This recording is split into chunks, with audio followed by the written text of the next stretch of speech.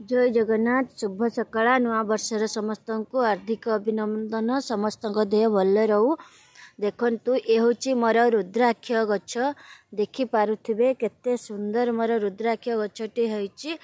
आउ बेसी खुशीर कथा कि मो रुद्राक्ष गछरे देखि पारुथिबे देखंतु फूल आसी जाईची।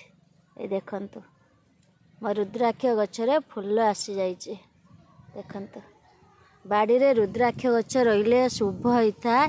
आ सोमवार शिवंकर बार जो दिन पड़े रुद्राक्ष गछर फूल बा फल बा पत्र यदि आम शिवलिंग देउचे शिव मुंडरे देउचे बहुत लाभदायक होता है। तेणु समस्त को मोर अनुरोध गोटे गोटे रुद्राक्ष गछ आनी घरे लगाते। देखंतु मोर केते सुंदर रुद्राक्ष गछटी होईची।